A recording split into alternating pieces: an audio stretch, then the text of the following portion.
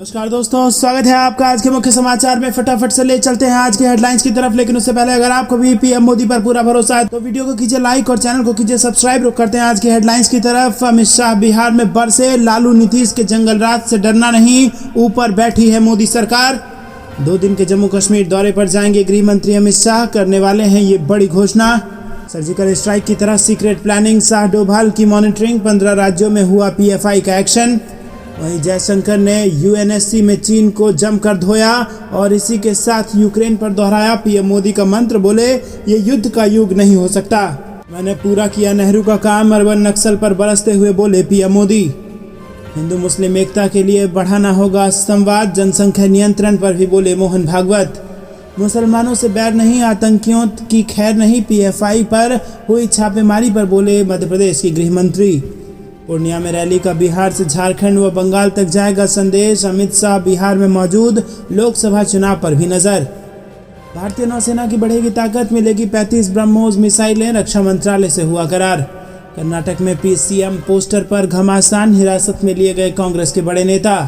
27 सितंबर को बीजेपी प्रभारियों की बैठक, सभी राज्यों के प्रभारी होंगे शामिल। वहीं केंद्रीय स्वास्थ्य मंत्री मनसुख मांडविया बोले, नया भारत स्वास्थ्य क्षेत्र के किसी भी खतरे से निपटने को तैयार। मौसम विभाग ने जारी किया अलर्ट, उत्तर प्रदेश उत्तराखंड सहित 22 राज्यों में होगी झमाझम बारिश। मुल्ला उमर जवाहिरी को ठिकाने लगाने वाले शिकारी ड्रोन पर भारत की नजर, यूएस के साथ मिलकर करेगा निर्माण, चीन पाकिस्तान इससे परेशान। तो दोस्तों, ये थी दिन भर की सारी ताज़ा बड़ी हेडलाइंस। हर एक खबर की गहराई में आपको ले जाएंगे, लेकिन उससे पहले फिर से आपसे निवेदन, वीडियो को लाइक करना मत भूलिएगा। रुक करते हैं सबसे पहली और बड़ी खबर की तरफ।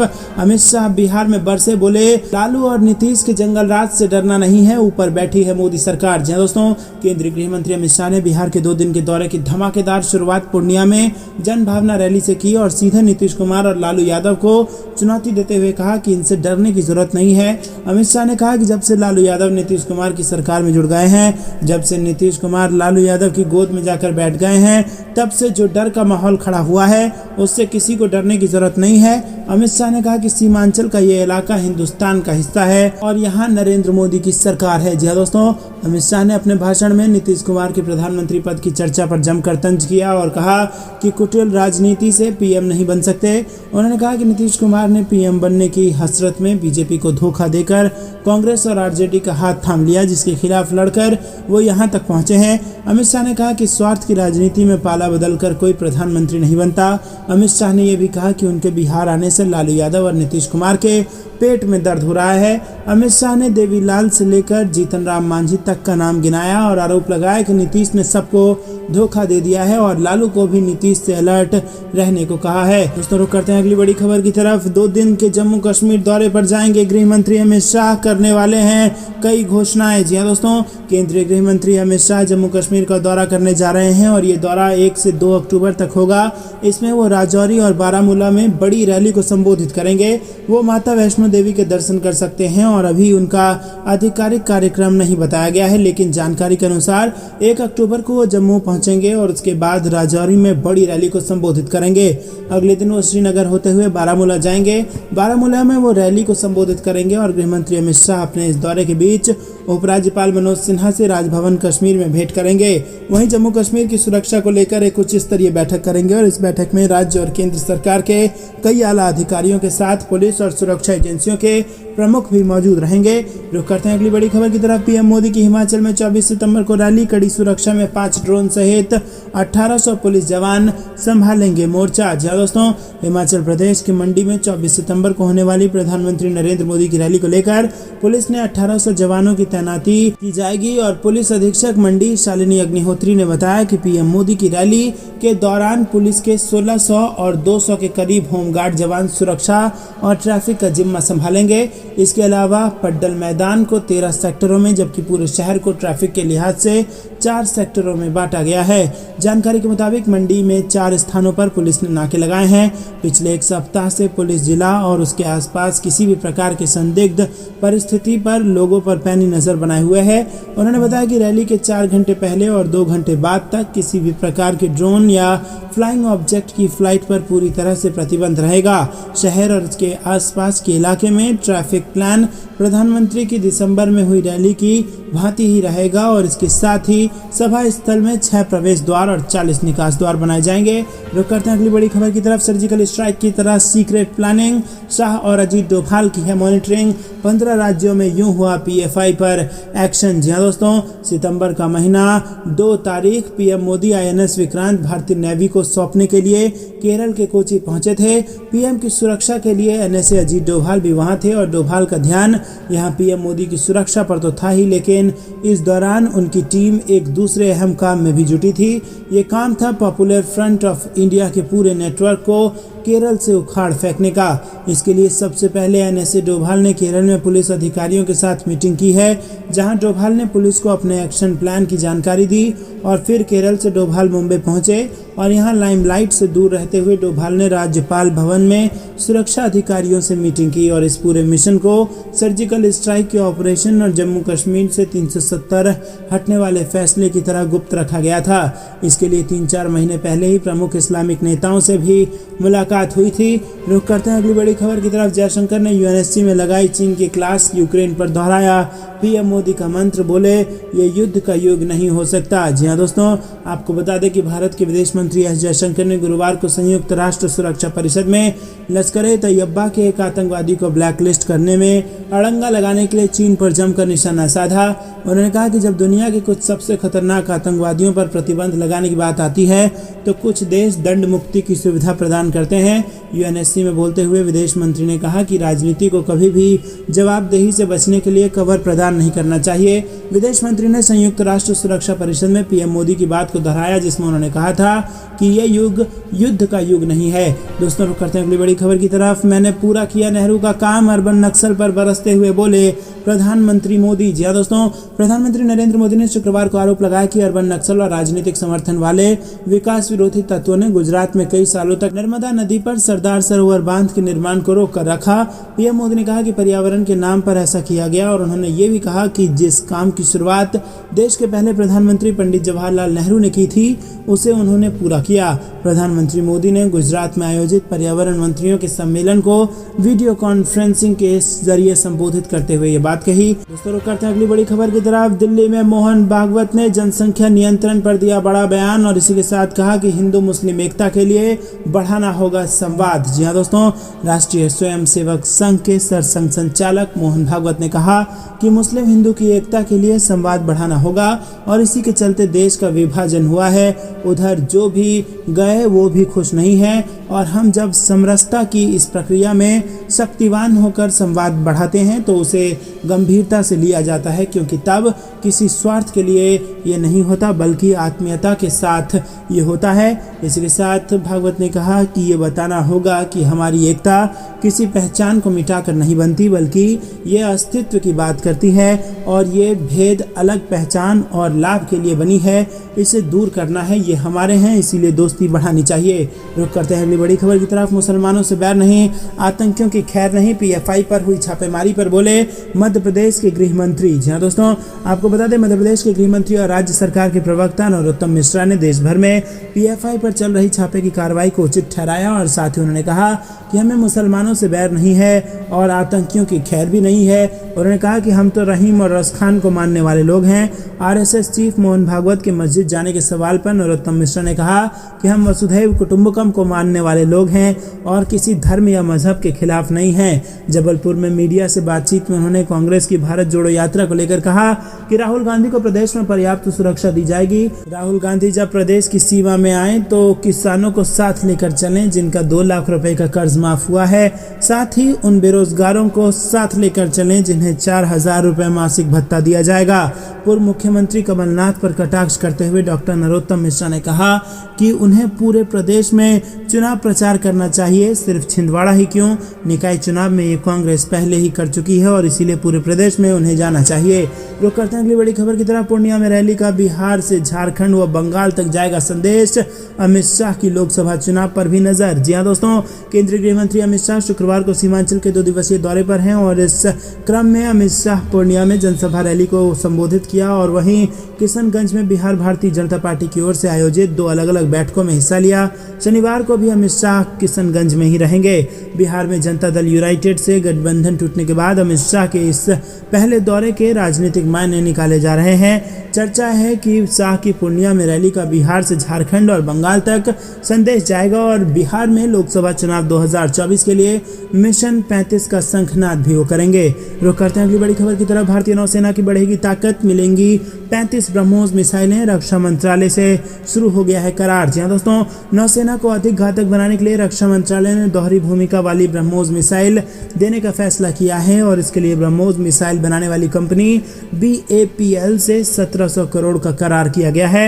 हालांकि रक्षा मंत्रालय ने नौसेना को कितनी अतिरिक्त ब्रह्मोस मिसाइल देने का फैसला किया है, इस बारे में तो आधिकारिक जानकारी साझा नहीं है, लेकिन जानकारी के मुताबिक 38 ऐसी सतह से सतह तक मार करने वाली मिसाइलों के लिए करार किया गया है और इनमें से 35 कॉम्बैट मिसाइल हैं और 3 अभ्यास के लिए हैं। रुक करते हैं अगली बड़ी खबर की तरफ। कर्नाटक में पेसीएम पोस्टर पर घमासान, हिरासत में लिए गए कांग्रेस के बड़े नेता। जी हाँ दोस्तों, कर्नाटक कांग्रेस के प्रमुख DK शिव कुमार और पार्टी के कई अन्य नेताओं को पेसीएम अभियान के सिलसिले में शुक्रवार को बेंगलुरु में हिरासत में लिया गया। हिरासत में लिए गए नेताओं में BK हरिप्रसाद, प्रियंका खड़गे, रणदीप सिंह सुरजेवाला और अन्य नेता भी शामिल हैं। ये नेता बेंगलुरु में CM बसवराज बोम्मई के खिलाफ पेसीएम के पोस्टर चिपका रहे थे।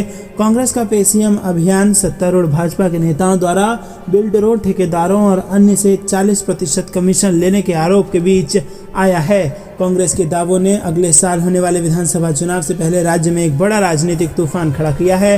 रुक करते हैं अगली बड़ी खबर की तरफ। 27 सितंबर को बीजेपी प्रभारियों की बैठक, सभी राज्यों के प्रभारी इसमें होंगे शामिल। जी हाँ दोस्तों, आपको बता दें साल 2024 में होने वाले आम चुनाव और राज्यों के चुनाव को लेकर बीजेपी ने राज्य प्रभारियों की बैठक बुलाई है और ये बैठक 27 सितंबर को होने वाली है।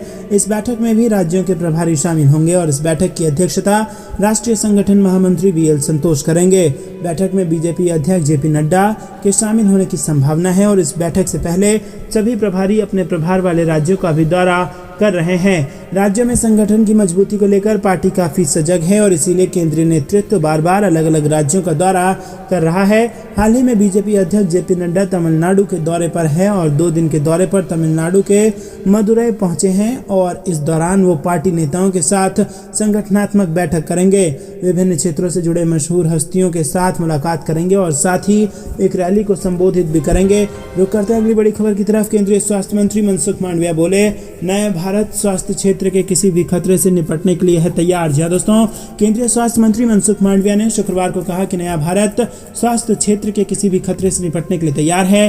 स्वास्थ्य नीति और बुनियादी ढांचे पर चर्चा को राजनीति से दूर रखने की जरूरत पर बल देते हुए उन्होंने जनता के हित में पूरे मामले में समग्र दृष्टिकोण अपनाने की आवश्यकता को रेखांकित किया। रुक करते हैं अगली बड़ी खबर की तरफ। मौसम विभाग ने जारी किया अलर्ट, यूपी उत्तराखंड सहित 22 राज्यों में होगी झमाझम बारिश। जी हाँ दोस्तों, मानसून जाते जाते देश के कई हिस्सों में कहर बरपा रहा है। पिछले कुछ दिनों से दिल्ली NCR सहित कई राज्यों में मौसम का मिजाज बदला हुआ है और कई राज्यों में झमाझम बारिश हो रही है। मौसम विभाग ने शनिवार के लिए भी कई राज्यों में बारिश का अलर्ट जारी कर दिया है। IMD के मुताबिक 24 सितंबर को उत्तराखंड और पश्चिमी उत्तर प्रदेश में भारी से अति भारी बारिश की चेतावनी के बीच ऑरेंज अलर्ट जारी किया गया। मौसम विभाग के मुताबिक शनिवार को जम्मू कश्मीर, हिमाचल, उत्तराखंड, उत्तर प्रदेश, पंजाब, हरियाणा, दिल्ली, राजस्थान, मध्य प्रदेश, छत्तीसगढ़, महाराष्ट्र के कुछ हिस्से, झारखंड, बिहार, पश्चिम बंगाल, सिक्किम, अरुणाचल प्रदेश, मेघालय, असम, नागालैंड, मणिपुर, मिजोरम, त्रिपुरा में गरज चमक के साथ हल्की से मध्यम बारिश के साथ कई स्थानों पर भारी बारिश होगी। इसका अलर्ट जारी हो चुका है। रुक करते हैं पर छापों के बाद अमित शाह की अजीत डोभाल संग मीटिंग, बड़े एक्शन का बन रहा है प्लान। जी हाँ दोस्तों, अतिवादी मुस्लिम संगठन PFI पर NIA, ED और 13 राज्यों की पुलिस के छापे के बाद होम मिनिस्टर अमित शाह दिल्ली में मीटिंग कर रहे हैं। इस मीटिंग में वरिष्ठ सुरक्षा अधिकारियों, एजेंसियों के अफसरों समेत राष्ट्रीय सुरक्षा सलाहकार अजीत डोभाल भी मौजूद हैं। मीटिंग में इस बात पर चर्चा हो रही है कि PFI और उससे जुड़े संगठन SDPI पर छापों के दौरान क्या सबूत मिले हैं और आगे इनके खिलाफ क्या एक्शन लिया जा सकता है।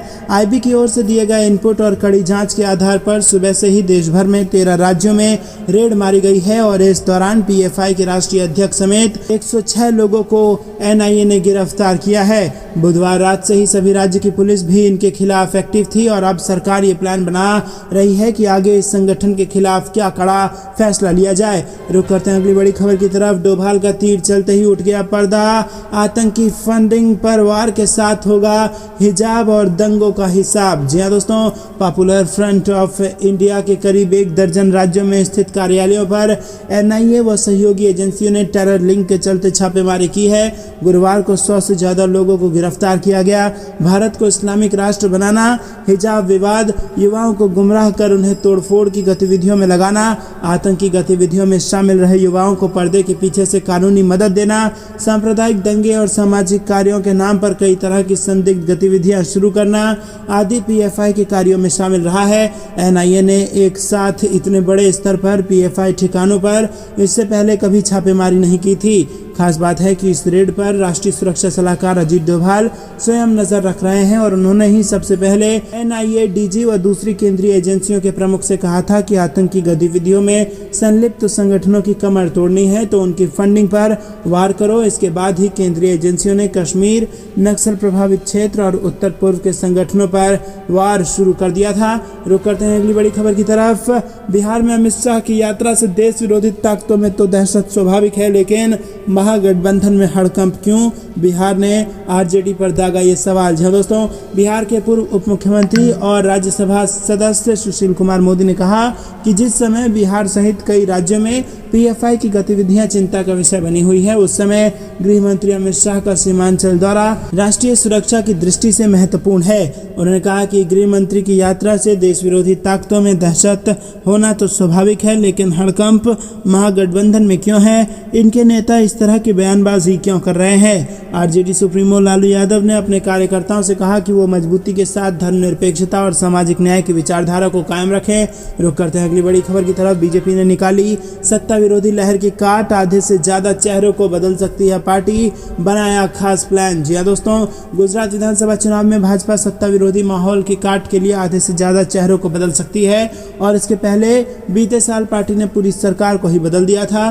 प्रधानमंत्री नरेंद्र मोदी और गृह मंत्री अमित शाह का गृह राज्य होने की वजह से गुजरात भाजपा के लिए बहुत महत्वपूर्ण है और यही वजह है कि पार्टी का शीर्ष नेतृत्व लगातार गुजरात के दौरे पर चुनावी तैयारियों को मजबूत कर रहा है और गुजरात में भाजपा बीते 27 साल से लगातार सत्ता में है। ऐसे में सत्ता विरोधी माहौल का होना स्वाभाविक भी है। बीते साल जब कोरोना महामारी को लेकर तमाम शिकायतें सामने आई थी तो पार्टी ने बिना देर किए मुख्यमंत्री विजय रूपाणी समेत अपनी पूरी सरकार को ही बदल दिया था ताकि जनता में सरकार के प्रति नाराजगी को खत्म किया जा सके। अब जबकि पार्टी को विधानसभा चुनाव में जाना है, तब पार्टी हर क्षेत्र का व्यापक फीडबैक हासिल कर रही है। भाजपा राज्य में आधे नए चेहरे उतार सकती है और पार्टी युवा चेहरों को मौका देगी, पर अनुभवी को भी चुनावी मैदान में उतारेगी। सूत्रों के अनुसार 75 वर्ष से ज्यादा उम्र का कोई प्रत्याशी नहीं होगा, पर अपवाद स्वरूप 1-2 स्थानों पर ऐसे प्रत्याशी हो सकते हैं। रुक करते हैं अपनी बड़ी खबर की तरफ। अमित शाह की पूर्णिया रैली, बीजेपी ने झोंकी पूरी ताकत, हजारों गाड़ियों में भरकर लाए गए 1.5 लाख कार्यकर्ता। जी दोस्तों, केंद्रीय गृह मंत्री अमित शाह की बिहार के पूर्णिया में शुक्रवार को होने वाली रैली के लिए बीजेपी ने पूरी ताकत झोंक दी है। बिहार में सत्ता समीकरण बदलने के बाद पहली बार बीजेपी की बड़ी जनसभा होने जा रही है जिसे अमित शाह संबोधित करेंगे। जन भावना रैली में सीमांचल के 4 जिले पूर्णिया, अररिया, किशनगंज और कटिहार के साथ साथ कोसी के मधेपुरा, सहरसा और सुपौल जिले से 1.5 लाख से ज्यादा बीजेपी कार्यकर्ताओं का जुटान होने वाला है। कार्यकर्ताओं को हजारों बसों, ऑटो, कारों समेत अन्य गाड़ियों में पूर्णिया लाया जाएगा। रैली को सफल बनाने के लिए केंद्रीय मंत्रियों से लेकर बिहार बीजेपी के बड़े नेता पहले से सीमांचल में डेरा डाले हुए हैं। केंद्रीय गृह राज्य मंत्री नित्यानंद राय, केंद्रीय राज्य मंत्री अश्विनी चौबे, पूर्व केंद्रीय मंत्री गिरिराज सिंह सीमांचल में डटे हुए हैं और इसके अलावा बीजेपी के बिहार प्रभारी हरीश द्विवेदी भी पूर्णिया पहुंच चुके हैं। दोस्तों, रुक करते हैं अगली बड़ी खबर की तरफ। 27 सितंबर को जापान जाएंगे पीएम मोदी, शिंजो आबे के राजकीय अंतिम संस्कार में लेंगे हिस्सा। जी हां दोस्तों, प्रधानमंत्री नरेंद्र मोदी 27 सितंबर को जापान जाएंगे और पीएम मोदी वहां जापान के पूर्व प्रधानमंत्री शिंजो आबे के राजकीय अंतिम संस्कार कार्यक्रम में हिस्सा लेंगे। जापान के पूर्व प्रधानमंत्री शिंजो आबे का 8 जुलाई को निधन हो गया था। दरअसल जापान के नारा शहर में उन पर एक शख्स ने पीछे से गोली चला दी थी, जिसके बाद उन्हें अस्पताल में भर्ती कराया गया, लेकिन उन्हें बचाया नहीं जा सका। शिंजो आबे पर जब ये हमला हुआ तब वो एक छोटी जनसभा को संबोधित कर रहे थे। बताया गया कि गोली लगने के बाद उन्हें दिल का दौरा भी पड़ा था, जिसके चलते उनकी मौत हो गई थी। मीडिया रिपोर्ट्स के मुताबिक पीएम मोदी अपनी यात्रा के दौरान शिंजो आबे के करीबी प्रधानमंत्री फुमियो किशिदा से भी मुलाकात करेंगे और इससे पहले प्रधानमंत्री मोदी ने पिछले महीने आबे की हत्या पर गहरा शोक जताते हुए कहा था कि आबे ने अपना पूरा जीवन जापान और दुनिया को एक बेहतर स्थान बनाने में समर्पित कर दिया था। पीएम मोदी ने एक ट्वीट में कहा था कि मेरे प्रिय मित्रों में शुमार शिंजो आबे के दुखद निधन से मैं हैरान और दुखी हूं और इसे व्यक्त करने के लिए मेरे पास शब्द नहीं है। वो एक शीर्ष वैश्विक राजनेता, एक उत्कृष्ट नेता और एक अद्भुत प्रशासक थे। दोस्तों, रुक करते हैं अगली बड़ी खबर की तरफ, जिसमें आपको बता दें कि आगरा में बड़े धूमधाम से निकली श्री राम बारात। योगी बाबा के बुलडोजर झांकी ने मचाई धूम। जी हां दोस्तों, ताज नगरी आगरा में उत्तर भारत की सबसे ऐतिहासिक श्री राम बारात 2 साल के बाद निकाली गई। राम बारात को देखने के लिए आसपास के जिलों में लोग आगरा पहुंचे थे और इस राम बारात में 100 से ज़्यादा झांकियां निकाली गई। इन झांकियों में इस बार योगी आदित्यनाथ के स्वरूप की झांकी सबसे ज़्यादा पसंद की जा रही है। योगी आदित्यनाथ का स्वरूप अपने 2 पर्सनल सिक्योरिटी गार्ड के साथ एक रथ पर सवार होकर आगरा की ऐतिहासिक राम बारात का हिस्सा बने और योगी का स्वरूप बने शख्स का नाम विजय है और वो सिकोहाबाद का रहने वाला है। दोस्तों, आपको बता दें कि सीएम योगी आदित्यनाथ की सरकार में गुंडे माफियाओं पर जमकर बुलडोजर चला। योगी आदित्यनाथ के बुलडोजर का खौफ इस कदर है कि अपराधी माफिया अब प्रदेश छोड़ रहे हैं। यही वजह है कि आगरा की ऐतिहासिक राम बारात में योगी आदित्यनाथ के कामों से प्रभावित होकर इस बार झांकियों में योगी आदित्यनाथ के स्वरूप को शामिल किया गया है और इस राम बारात में सीएम योगी अपने 2 पर्सनल बॉडीगार्ड के साथ जनता का अभिवादन करते हुए नजर आ रहे थे। साथ में बैकग्राउंड में बुलडोजर वाला सॉन्ग भी बज रहा था। दोस्तों, रुक करते हैं अगली बड़ी खबर की तरफ। पूरे देश में लोग कांग्रेस को छोड़कर जा रहे हैं। सीएम शिवराज का भारत जोड़ो यात्रा पर तंज। जी हां दोस्तों, आपको बता दें मध्य प्रदेश के विभिन्न जिलों के अंतर्गत आने वाली नगरीय निकाय, नगर पालिका और नगर निगम में आगामी 27 सितंबर को निकाय चुनाव संपन्न होने हैं। कुछ नगर पालिका और नगर परिषदों का कार्यकाल बाद में संपन्न हुआ है और उनके लिए 27 सितंबर को मतदान कराया जाएगा। इनमें झाबुआ, अलीराजपुर, बहरानपुर, खरगोन, खंडवा, सिवनी जैसे कुछ इलाके हैं। दोस्तों, मध्य प्रदेश के मुख्यमंत्री शिवराज सिंह चौहान जोर शोर से चुनावी सभाएं कर रहे हैं और 21 सितंबर बुधवार को मुख्यमंत्री शिवराज सिंह चौहान शहडोल में जाकर जनसभा को संबोधित उन्होंने किया और इस दौरान जनता को संबोधित करते हुए उन्होंने कहा कि भाजपा की सरकार बनी तो हमने शहडोल को संभाग बनाकर विकास को गति देने और मेडिकल कॉलेज बनाने का काम किया। सीएम शिवराज ने कहा कि कांग्रेस के राहुल बाबा आज भारत जोड़ो यात्रा कर रहे हैं। इसी कांग्रेस ने 1947 में सत्ता की चाह में भारत को तोड़ने का काम किया था और कांग्रेस की भारत जोड़ो यात्रा चल रही है और पूरे भारत में कांग्रेस को लोग छोड़ कर जा रहे हैं। रोटी, कपड़ा, मकान, पढ़ाई लिखाई और दवाई का इंतजाम हर गरीब के लिए किया। मुख्यमंत्री जन सेवा अभियान के माध्यम से सभी पात्र हितग्राहियों को लाभ मिले ये सुनिश्चित करने का प्रयास कर रहे हैं। जिन गरीबों के पास रहने की जमीन नहीं है उनको मुख्यमंत्री आवासीय भूखंड अधिकार योजना के अंतर्गत भूखंड देखकर जमीन का मालिक बनाएंगे। रुक करते हैं अगली बड़ी खबर की तरफ। बीजेपी बोली अमित शाह के आने से लालू नीतीश परेशान। रविशंकर प्रसाद ने सीएम और तेजस्वी से पूछा ये सवाल। जी हां दोस्तों, रविशंकर प्रसाद ने कहा कि बिहार भारत का अंग है। बिहार में सबको आने जाने और घूमने का अधिकार है। गृह मंत्री तो कहीं भी जा सकते हैं। वहीं दोस्तों, केंद्रीय गृह मंत्री अमित शाह के सीमांचल दौरे को लेकर बिहार में चल रही सियासत पर बीजेपी नेता रविशंकर प्रसाद ने लालू यादव और नीतीश कुमार पर हमला बोला है। रविशंकर प्रसाद ने गुरुवार को कहा कि अमित शाह किशनगंज और पूर्णिया आ रहे हैं। किशनगंज में उनका सरकारी कार्यक्रम है, पूर्णिया में बड़ी रैली है और बाद में किशनगंज में बिहार प्रदेश के नेताओं के साथ सांसद और विधायकों के साथ बैठक करेंगे। मैंने सुना है कि अमित शाह के आने से लालू यादव और नीतीश कुमार परेशान हैं। उप मुख्यमंत्री तेजस्वी यादव भी परेशान है कि क्यों आ रहे हैं अमित शाह। क्या गृह मंत्री को बिहार में आने के लिए लालू और नीतीश से अनुमति लेनी होगी? रविशंकर प्रसाद ने कहा कि फिर वही भाषा कि नरेंद्र मोदी बिहार नहीं आएंगे, प्रचार नहीं करेंगे। उन्होंने कहा कि बिहार भारत का अंग है। बिहार में सबको आने जाने और घूमने का अधिकार है, हर देशवासियों को है। गृह मंत्री तो कहीं भी जा